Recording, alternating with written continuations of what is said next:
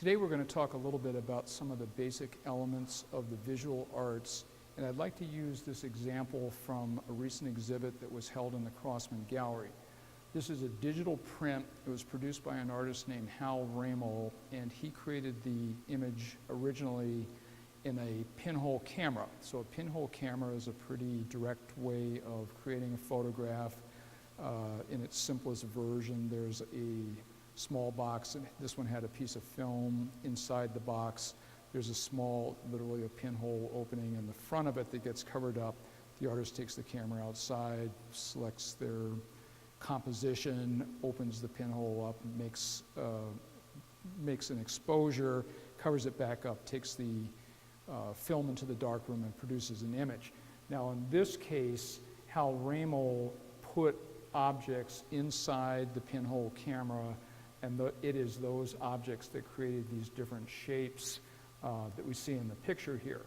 So Hal came to the gallery as a visiting artist. We scanned the negative that he produced in a digital scanner. We flipped the image in Photoshop. We tweaked the edges of the image to make the darks darker and the whites lighter. Hal also added some texture to this image by crumpling up some cellophane and having that inside the camera as well. So in terms of your basic art skills or your basic art terminology, there's some things here that we ought to look at. First of all, this is monochromatic. It's black and white. There's no additional color in here. The only variations are in tonality, or you could say value. So there's a value scale of dark to light. There's some grays in the middle here. It is pretty non-representational. There's no recognizable image in here. It's not a picture of something. It is an image that consists of these kind of jagged squares. So we've got form in here, these individual objects here, here, up there. So those would be considered to be form or shape. We've got some linear elements, these design items here. There's some compositional elements. We see the dark borders, the action area, the area that we're most interested in is kind of centered in the middle of the picture here. So in terms of a focal point, there's really not much of one. You might go to this image here. It's the darkest. It's got the most exciting contours in it. But then you're meant to let your eye wander around the image a little bit. So if you were writing a report, if you were doing an event report and you had to write about this image, first of all, you'd want to know the artist's name. It was Hal Ramo.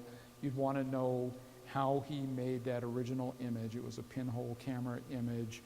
There's a date involved in it, and you can get that information from the label that's beside the picture.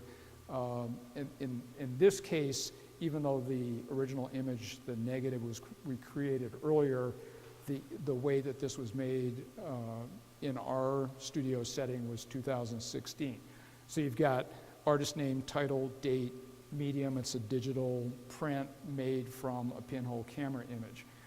If we were talking about formal design elements here, it's got form, it's got shape, it's got texture, it's got value, it's got intensity. These blacks are very intense colors, and so you could refer to the image there.